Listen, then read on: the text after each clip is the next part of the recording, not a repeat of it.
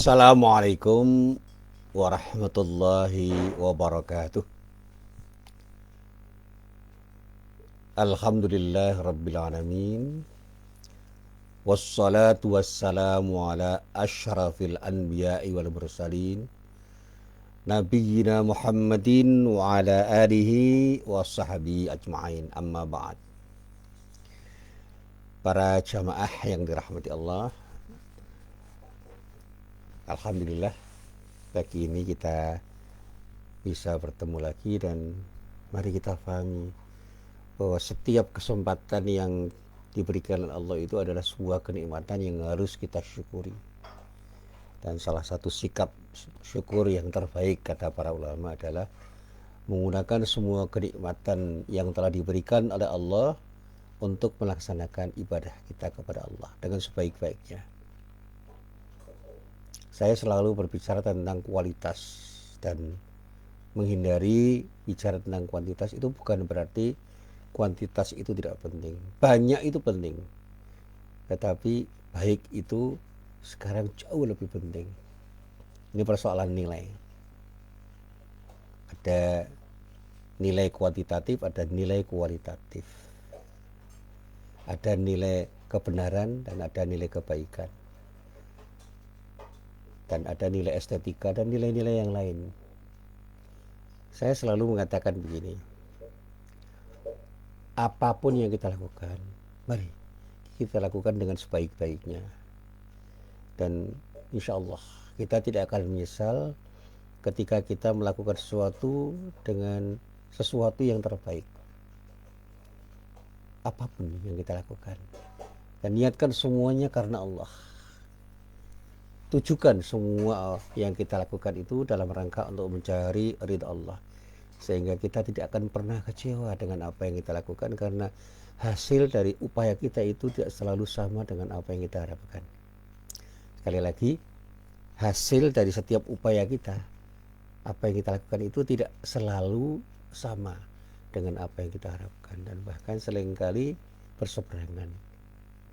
Nah, ketika kita itu mendapatkan sesuatu yang berseberangan dengan apa yang kita harapkan, jangan pernah kecewa, karena Allah dengan husnudzon kita tidak akan pernah memberikan sesuatu yang tidak baik pada hambanya, termasuk ketika kita mendapatkan musibah.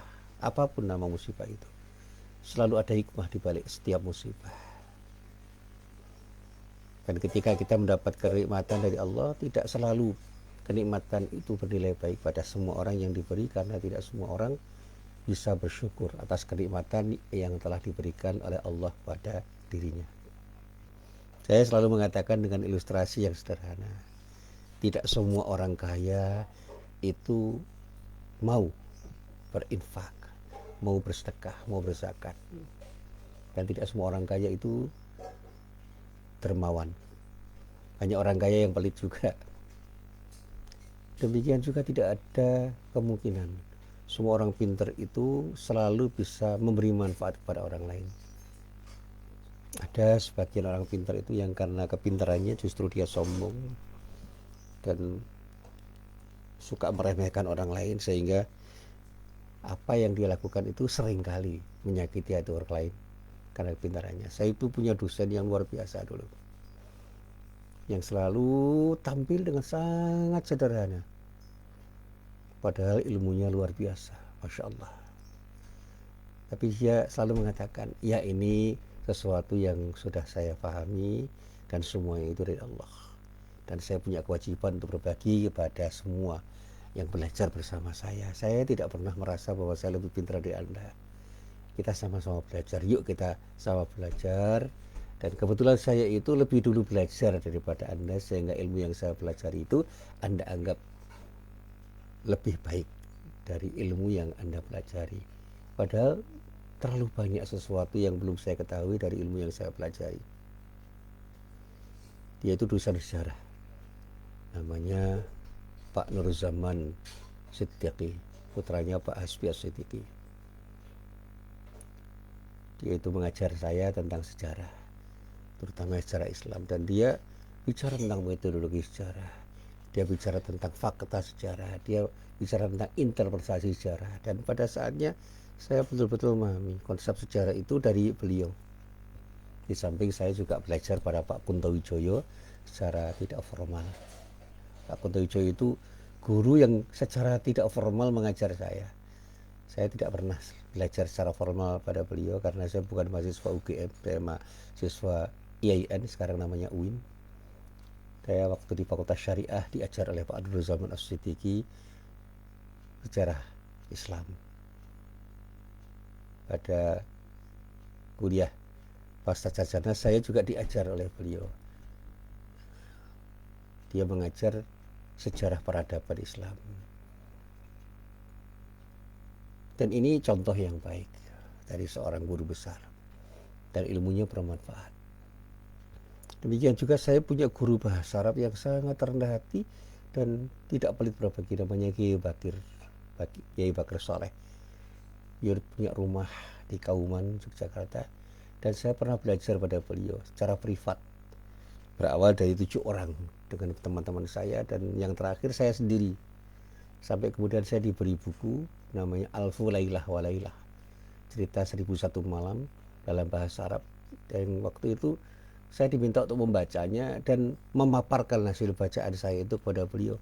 Dia mengatakan, Anda perlu belajar lagi untuk memahami sesuatu yang terkait dengan ungkapan-ungkapan bahasa Arab, terutama bahasa sastra.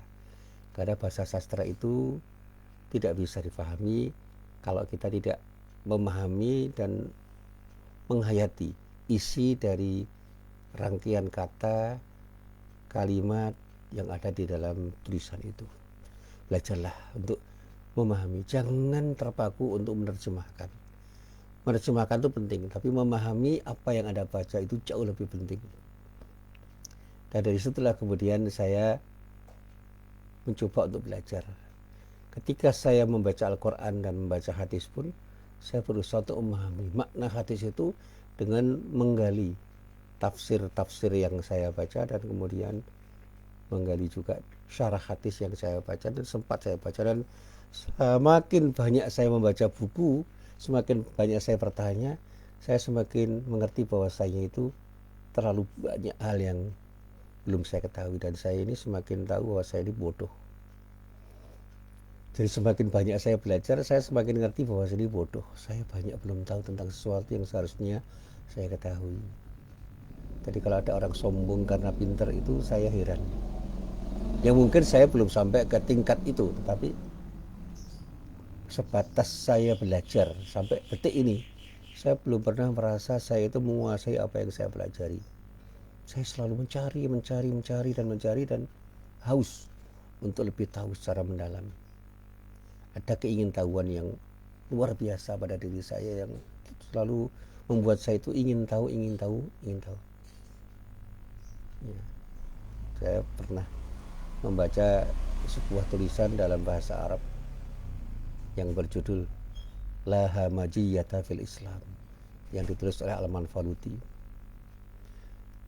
Di situ saya mempelajari sampai kemudian ketika saya bertemu dengan isu radikalisme, itu saya tertawa.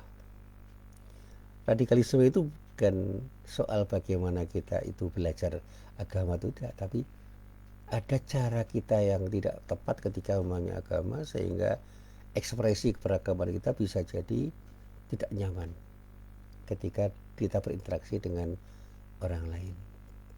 Tapi pada saat ketika kita itu paham betul terhadap ajaran agama yang kita pelajari dan kemudian melahirkan kekuatan iman yang luar biasa pada diri kita, maka amaliyah kita itu insya Allah akan beri manfaat pada orang, dan tidak perlu orang khawatir dengan orang yang paham betul terhadap agama. Semakin orang itu menjadi faqih, semakin paham terhadap ajaran agama, semakin mungkin orang itu akan menjadi orang yang berakhlak mulia. Jadi semakin dalam pengetahuan agama seorang itu, semakin mungkin orang itu akan punya akhlak mulia dan menjadi orang yang bermanfaat dimanapun dan kapanpun dia berada, ketika berhadapan dengan siapapun, termasuk ketika dia berhadapan dengan orang lain. Dengan dirinya dia bisa berbuat baik, dengan orang lain bisa berbuat baik, apalagi ketika bersikap di dalam beribadah kepada Allah, dia akan menjadi yang terbaik. Ini yang pernah saya baca dari sebuah buku yang ditulis oleh Pak Ahmad Azhar Bashir, itu paman saya, Pak Adi saya. tentang citra manusia muslim. Beliau mengatakan bahwa orang Islam itu akan menjadi baik kalau dia faham terhadap ajaran Islam dan mau mengamalkan dengan pahaman yang benar. Maka benar di dalam memahami agama dan baik di dalam memahami agama, tepat di dalam memahami agama, itu akan menjadikan orang akan menjadi orang yang berakhlak mulia.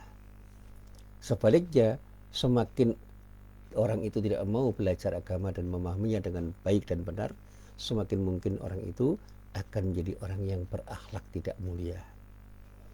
Kesimpulan beliau seperti itu. Ya, kita bisa berkaca pada Rasulullah Nabi Muhammad SAW. Betapapun kita harus tahu bahwa beliau itu adalah manusia yang disebut oleh para ulama sebagai insan kamil, manusia sempurna, sempurna di dalam beribadah dan sempurna di dalam bermuamalah, dalam ukuran kemanusiaan. Luar biasa beliau. Saya juga belajar tentang sejarah para sahabat. Ada satu sahabat yang ceritanya banyak saya baca, yaitu sahabat Umar bin Khattab. Dengan segala kelebihan dan kekurangan beliau, saya selalu mengatakan ini orang hebat.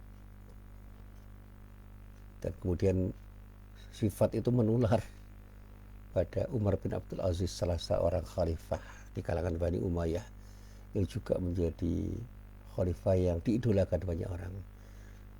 Bahwa orang itu punya kekurangan pasti, tetapi kelebihan-kelebihan beliau luar biasa, bisa menjadi pelajaran bagi banyak orang. Dia menjadi teladan bagi banyak orang. Nah, para jamaah yang dirahmati Allah, kali ini saya ingin menjawab pertanyaan tentang bagaimana kita bersikap terhadap apa yang kita miliki, agar apa yang kita miliki itu bisa kita share, bisa kita bagi dengan orang lain. Nah, kita kaitkan dengan sedekah. Saya tekankan lagi, jangan pernah kita beranggapan bahwa bersedekah itu harus dengan uang.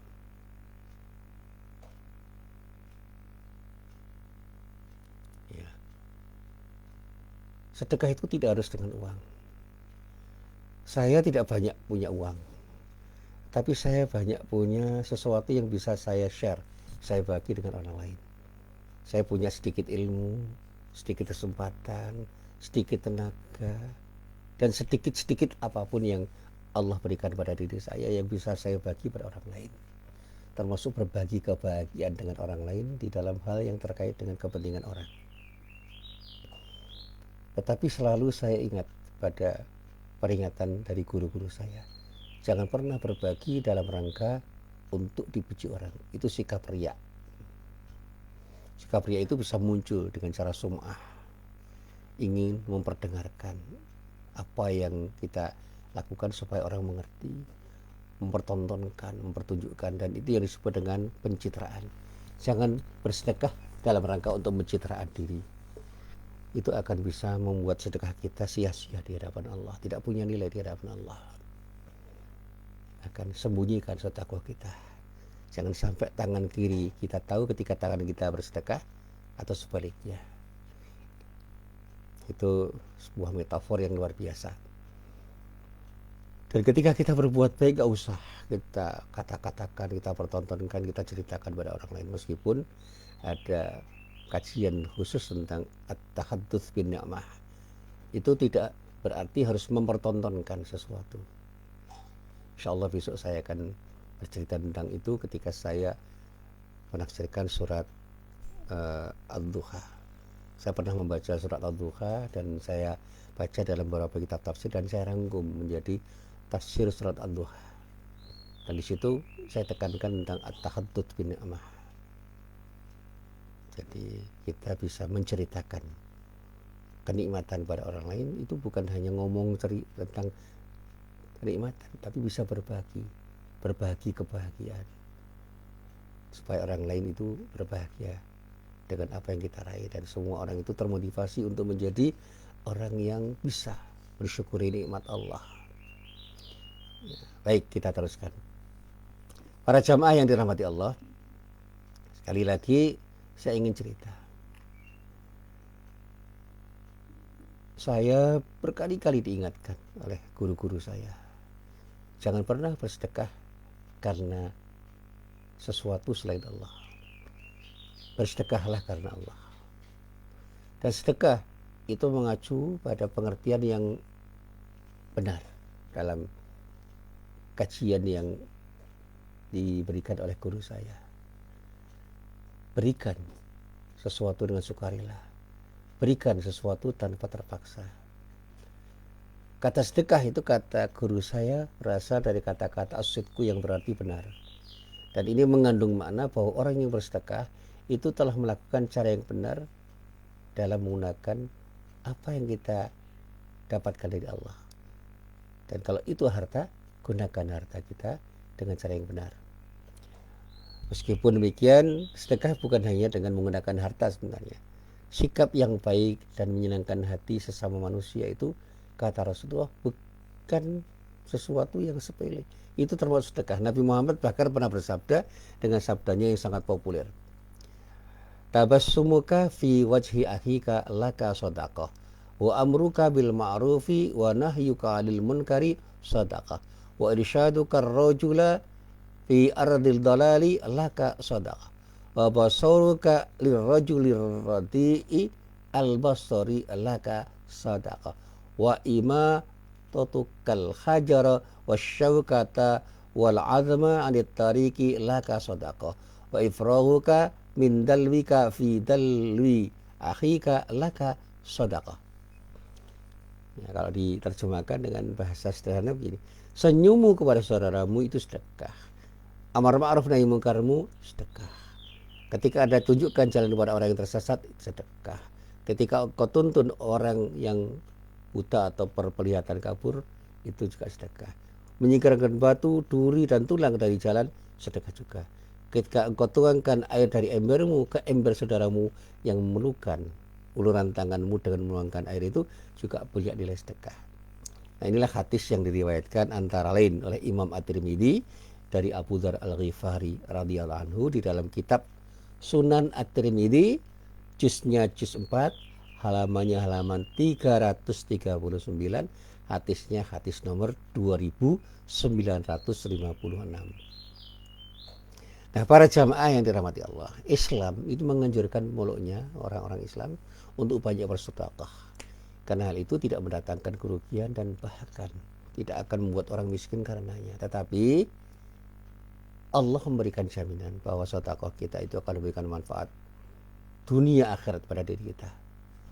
Allah akan mengganti apa yang kita sedekahkan dengan ikhlas karena Allah dengan ganti yang jauh lebih baik dari apa yang pernah kita berikan kepada siapapun, dimanapun, dan kapanpun. Karena Allah di dalam Al-Quran itu jelas, clear, ya. Seperti itu. Dan saya selalu melengkapi firman-firman Allah yang saya baca itu, misalnya dalam surat Sabah ini ayat 39 dikatakan, Qul inna rabbi yabsutur rizqa liman yasha'u min 'ibadihi wa yaqdiru lah. Wa ma anfaqtum min syai'in fa huwa yakhlifuh wa huwa khairur razikin. Katakanlah, sesungguhnya Tuhanku melapangkan rizki bagi siapa yang dikehendaki olehnya di antara hamba-hambanya dan menyempitkan bagi siapa yang dikehendakinya. Dan apa saja yang kamu nafkahkan maka Allah akan menggantinya dan dialah pemberi rizki yang sebaik-baiknya. Nah, para jamaah yang dirahmati Allah, melalui sedekah insya Allah kita itu akan semakin dekat kepada Allah. Dan sedekah kita insya Allah akan dibalas oleh Allah dengan sesuatu yang punya nilai lebih dari apa yang kita sedekahkan. Dan kenikmatannya dunia akhirat. Saya juga pernah membaca firman Allah yang lain di dalam surat At-Taubah ayat 99 dikatakan, wa minal a'rabi may yu'minu billahi wal yaumil akhiri wa yattakhidhu ma yufiku qurbatin 'indallahi wa shalawatir rasuli ala innaha qurbatul lahum sayudkhiluhumullahu fi rahmatih innallaha ghafurur rahim. Di antara orang-orang Arab Badui itu ada orang yang beriman kepada Allah dan hari kemudian, dan memandang apa yang dinafkahkannya di jalan Allah itu sebagai jalan untuk mendekatkannya kepada Allah, dan sebagai jalan untuk memperoleh doa Rasul. Ketahuilah sesungguhnya nafkah itu adalah suatu jalan bagi mereka untuk mendekatkan diri kepada Allah. Kalau Allah akan memasukkan mereka ke dalam rahmat berupa surganya, dan sesungguhnya Allah Maha Pengampun lagi Maha Penyayang. Ini ayat 99 dari surat At-Taubah. Yang ketika saya renungkan, ya memang seperti itu. Dan ini janji Allah, dan tidak mungkin Allah itu menyalahi janji. Jadi jangan pernah kita tidak mau bersedekah. Karena apa? Sedekah sekecil apapun yang diberikan oleh seorang kepada siapapun dengan ikhlas karena Allah, itu insya Allah akan bisa mendekatkan dirinya kepada Allah, dan kedekatan dirinya kepada Allah itu akan mendatangkan kemanfaatan pada dirinya kapanpun dan dimanapun dia berada. Nah, para jamaah yang dirahmati Allah, bagaimana agar sedekah itu bermanfaat di dunia dan di akhirat? Kita perlu memperhatikan beberapa hal yang terkait dengan apa yang saya coba untuk saya pelajari. Yang pertama, sesuatu yang kita sedekahkan itu upayakan merupakan sesuatu yang terbaik dan disenangi bagi siapapun yang menerima, karena memang sesuatu itu kita senangi. Jadi jadilah orang yang memberikan sesuatu yang kita senangi untuk berikan kesenangan pada orang lain. Saya pernah berilustrasi begini. Kalau kita ini punya 2 piring nasi dan kita punya lauk, jangan bagi lauk yang kita miliki itu untuk yang terbaik untuk kita, untuk yang tidak baik untuk orang lain. Bagi sama. Kalau ada sate, bagi sama. Kalau ada tongseng, bagi sama. Kalau ada lotek, bagi sama. Apa yang kita cintai, itulah yang kita berikan pada orang, agar orang juga mencintainya. Apa yang kita sukai, berikan pada orang. Jangan memberikan sesuatu yang sudah tidak bernilai pada diri kita, meskipun itu akan bernilai pada orang lain. Ada cerita ini yang luar biasa dari orang. Jadi ada orang itu yang lewat di sebuah jalan, ya jalan kecil sebenarnya. Di situ ada tukang becak, ada abang becak yang sedang mangkal, yang terkantuk-kantuk. Nah, orang itu bertanya, bisa ngantarkan saya, Pak? Oh ya, bisa, Pak. Dengan bahasa Jawa tentu saja. Kemana?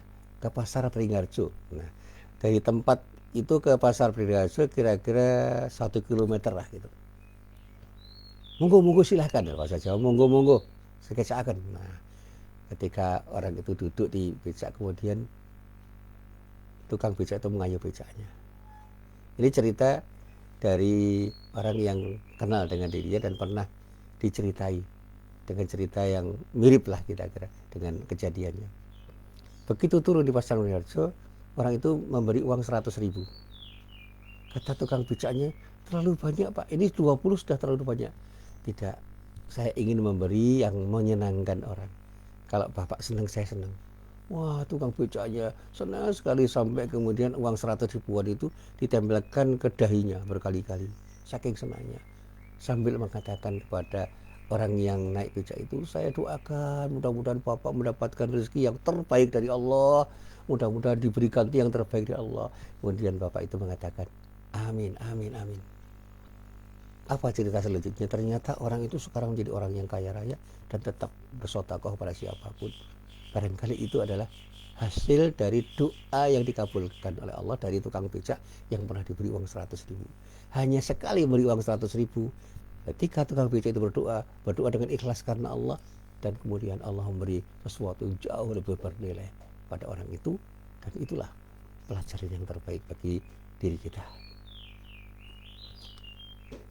Saya pernah juga membaca surat Al-Insan ayat 8, dikatakan di dalam ayat itu, wa yut'imuna at-ta'ama 'ala hubbihi miskinan wa yatiman wa asira, dan mereka memberikan makanan yang disukainya kepada orang miskin, anak yatim, dan orang yang ditawan. Siapa? Ya orang-orang yang beriman. Jadi orang itu kalau punya iman, pasti dia akan berpikir untuk memberikan yang terbaik pada siapapun yang diberi.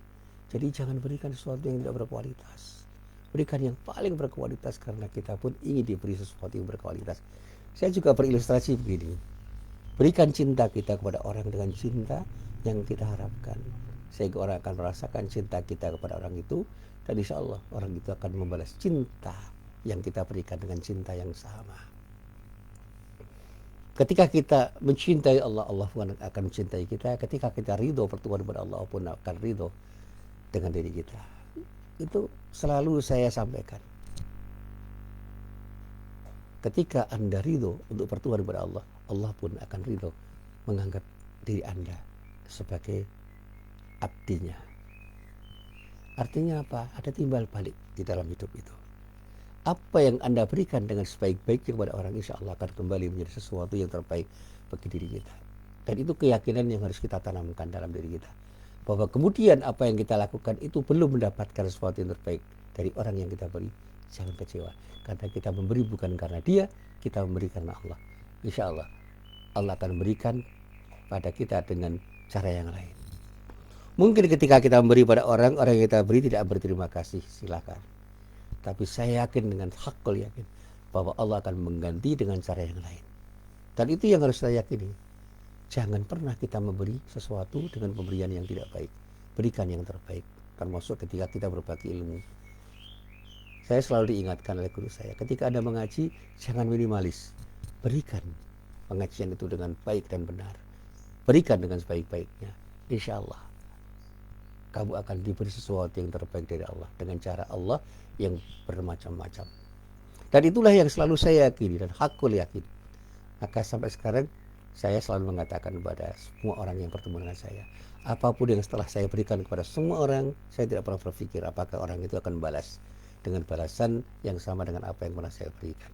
Biarlah semua orang bebas untuk menilai apapun yang saya berikan dengan cara mereka. Tetapi yang saya harapkan, Allah ridho terhadap apa yang saya lakukan. Ya.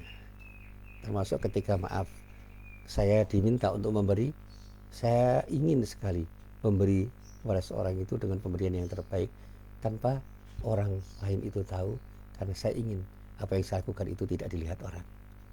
Dan ini cara saya memberi. Dan apakah itu ikhlas atau tidak, saya nggak tahu. Saya tidak pernah berbicara apapun. Itu yang selalu saya upayakan, bahwa saya belum ikhlas atau tidak ikhlas dalam beri itu, wallahu alam. Tetapi itulah yang saya latih untuk diri saya. Dan itu yang saya katakan kepada semua orang. Belajarlah untuk memberi tanpa berharap apapun dari orang yang kita beri. Dengan harapan apapun. Dan harapan kita hanya satu, ridha Allah, insya Allah. Dengan cara seperti itu kita akan puas ketika memberi sesuatu kepada orang lain, karena Allah ridho terhadap apa yang kita lakukan. Ya, jadi kalau yang pertama, berikan sesuatu yang terbaik pada orang lain karena kita pun menginginkan orang lain juga memberi yang terbaik pada diri kita. Yang kedua, sedekahkan dengan sukarela. Bersedekah itu harus dilakukan dengan sukarela, dengan ikhlas, tidak pamer, tidak minta dipuji, jangan terpaksa. Karena apa? Sedekah yang kita lakukan tujuannya cuma satu, menjalankan perintah Allah dan hanya mengharap ridhonya. Sekali lagi saya tekankan, dan inilah yang saya baca dari surat Al-Insan ayat 9. Innama nut'imukum liwajhillahi la nuridu minkum jazaa'aw wala syukura. Sesungguhnya kami memberikan makanan kepadamu hanyalah untuk mengharapkan keridhaan Allah. Kami tidak menghendaki balasan darimu dan tidak pula ucapan terima kasih. Ini ucapan orang yang beriman. Dan itu dieksperimentasikan oleh Rasulullah dan para sahabatnya. Dan ayat ini memberikan pelajaran pada kita. Ketika kita memberi, ridha Allah yang kita harapkan. Jangan pernah berharap balasan dari siapapun, termasuk ucapan terima kasih dari lisan orang yang kita beri.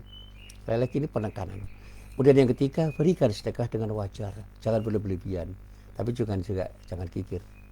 Allah berfirman misalnya di dalam surat Al-Furqan ayat 67, walladzina idza anfaqu lam yusrifu. Tegas nih, walladzina idza anfaqu lam yusrifu wa lam yaqturu wa kana baina dzalika qawama.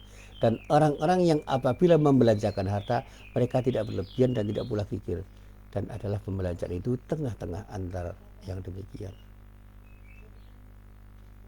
Kemudian yang keempat, pemberian sedekah itu sama sekali tidak bertujuan untuk mendapatkan balasan kembali, baik dengan jumlah yang sama atau lebih banyak dari yang disedekahkan. Ini yang selalu saya ingatkan. Kan ada mubalik yang selalu mengatakan, Allah akan memberikan sesuatu yang lebih banyak, lebih baik dari apa yang kita sedekahkan. boleh itu untuk memotivasi, tapi jangan pernah kita berharap untuk itu. Pengembalian dari sedekah kita sedekah 1 dapat 10, kita sedekah 1 dapat 100, kita 100 dapat 700, itu hanya motivasi. Tapi jangan pernah itu kita jadikan sebagai tujuan. Sedekahkan semua itu karena Allah. Jangan punya tujuan untuk minta kembalian dari Allah dengan pengembalian yang lebih banyak, karena kita akan kecewa. Sedekahkan semua yang datang dari Allah itu untuk siapapun dengan ikhlas karena Allah. Bahwa Allah akan memberi dengan pemberian yang terbaik kepada kita kapanpun dan dimanapun, itu hak Allah. Kita nggak usah berharap dari apapun dan siapapun, apalagi berharap kembalinya sesuatu yang kita berikan itu dengan pengembalian yang banyak. Kita malah kecewa nanti. Di dalam surat Al-Muddathir ayat 6 dikatakan wala tamnun tastaksir, dan janganlah kamu memberi dengan maksud memperoleh balasan yang lebih banyak. Ini yang saya ingatkan pada siapapun. Ayo berikan yang terbaik pada orang, berikan yang terbanyak, berikan yang paling bermanfaat untuk semua orang. Tapi jangan pernah Anda berharap untuk minta kembali dari orang yang kita beri itu dengan pengembalian yang lebih banyak. Sudah, semua kita tujukan hanya untuk mencari ridha Allah, dan pada saatnya Allah tidak akan menyalahi janji. Pasti Allah akan berikan pengembalian yang terbaik pada kita, dan pengembalian itu mungkin tidak persis sama dengan apa yang kita berikan, karena jumlah harta yang kita berikan misalnya itu mungkin yang kembali bukan harta, tapi ketenangan hati, ketentraman, kedamaian, keselarasan hidup, harmoni, dan masih banyak lagi itu.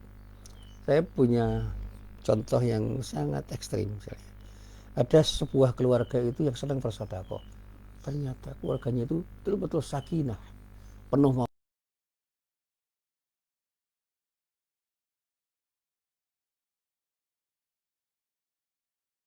di keluarga itu ada tradisi memberi dan memberi dengan ikhlas karena Allah. Dan keluarga itu betul-betul menjadi keluarga yang tenang, damai, dan bisa dicontoh banyak orang. Dan di semua anggota keluarga itu tidak ada yang terkesan sombong, semua bersikap rendah hati dan tidak pernah menunjukkan bahwa dia itu orang yang hebat. Padahal orang-orang yang ada dalam keluarga itu orang-orang hebat. Di samping pinter, akhlaknya juga bisa dicontoh oleh banyak orang. Nah, para jamaah yang dirahmati Allah, sedekah dengan karakteristik yang saya sampaikan. Pertama, jangan pernah kita bersedekah dengan sesuatu yang tidak baik. Sedekahkan yang terbaik karena Allah. Sedekahkan apa yang kita cintai, agar orang juga mencintai apa yang kita sedekahkan. Sedekahkan dengan ikhlas, jangan pernah ria. Berikan dengan wajar, jangan berlebihan, tapi juga jangan kikir. Dan berikan sedekah dengan tujuan hanya untuk mendapatkan ridho dari Allah. Jangan pernah bertujuan untuk mendapatkan pengembalian dari orang yang kita beri sedekah dengan hitungan-hitungan yang matematis. Itulah yang harus dilakukan. Sedekah dengan karakteristik yang seperti apa yang saya katakan itu mudah-mudahan bisa menjadi budaya kita, sebagai wujud dari kesalahan kita, solidaritas kita, kesetiawanan kita, dan bukti bahwa kita masih punya keinginan untuk membangun persaudaraan di antara kita. Apalagi saat ini, di saat pandemi ini, banyak saudara-saudara kita yang sangat memerlukan uluran tangan kita. Banyak yang tiba-tiba menjadi orang miskin baru, UMP sekarang banyak sekali yang sangat membutuhkan uluran tangan kita. Mereka sekarang tidak butuh masker lagi, mereka sudah punya masker. Mereka butuh makan, butuh bantuan makanan, butuh sedekah dari kita. Kita yang punya kemampuan untuk bersedekah, mari kita sedekah. Kita bersedekah pada semua orang yang punya kekurangan untuk bisa memberikan kebahagiaan pada orang lain. Dan semua kita lakukan karena Allah. Mudah-mudahan Allah akan memberikan balasan yang terbaik untuk diri kita dengan sedekah kita yang kita lakukan dengan ikhlas karena Allah. Inilah apa yang bisa saya sampaikan pada pengajian pagi hari ini. Mudah-mudahan bermanfaat, dan mudah-mudahan Allah memberikan sesuatu yang terbaik pada diri kita. Amin ya mujibas sa'ilin. Assalamualaikum warahmatullahi wabarakatuh.